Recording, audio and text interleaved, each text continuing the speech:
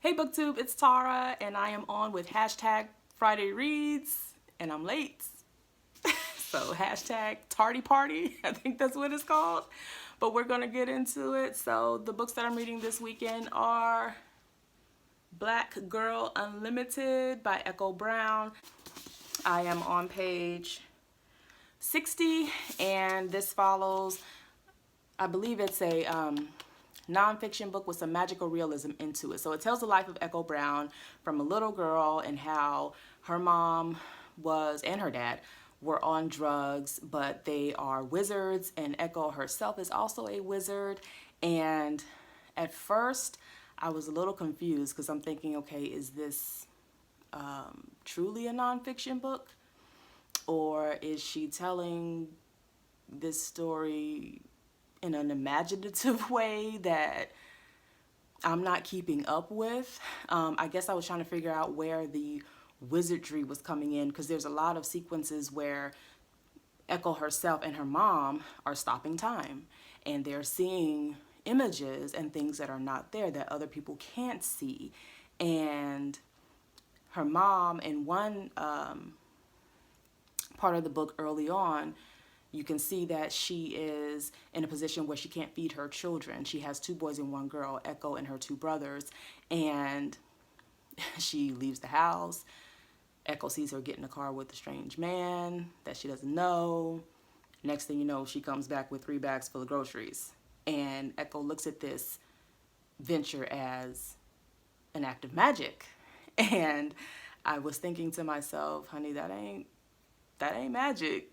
You know, your mama probably did something to get that bag of groceries. However, I guess the more I think about it, the more it kind of relates to the struggle of making a dollar out of 15 cents, making things stretch, using what you have and making it bigger than what it is, you know. So in essence, there's a bit of magic in that struggle, because that's something that we, a lot of times as Black people, have had to do and deal with and overcome, you know. So I don't know, I guess I struggle with, you know, is it magic, or is it just being creative and doing what you got to do? So it's going all right thus far. Like I said, I'm just a little ways through the book, tabbed it a little bit, so pretty good read thus far.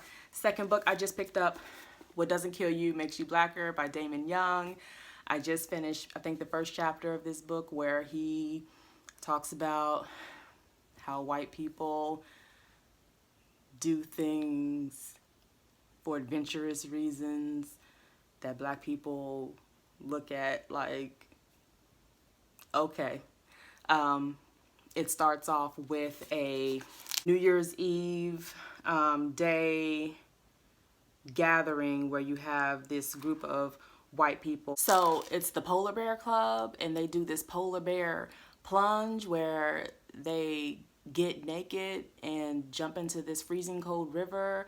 And I forget why they're doing it, but you know, Daman Young's take on this is some white ass shit, if you will. This is things that Black people just don't do. It's interesting and it's funny. I just started it, so I'm interested to see what other stories, and you know, it's a memoir told in essays, so what other stories Daman has to tell about his life of being Black in America as a Black man. So third book that I'm just now getting into, and I think I'm on chapter 6 or 7, is a book by Pierce Brown, Red Rising. Red Rising by Pierce Brown. I'm on chapter 6, 7, and it just got real. I mean, it was action-packed. It wasn't too action-packed in the beginning, but the moment something happens to his wife, it just took off from there. So it's really good at this point. I'm really excited to see what's going to happen next. Where is he going? What's going on? There's a lot of weird things that are happening in this story.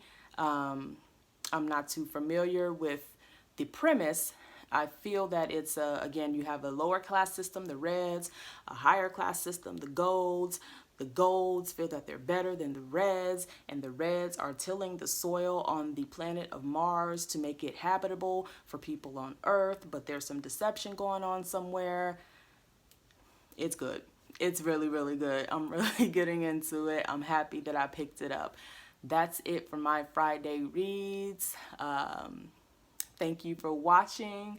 Please subscribe if you haven't. Please like and share, and I will see you in the next one. Bye.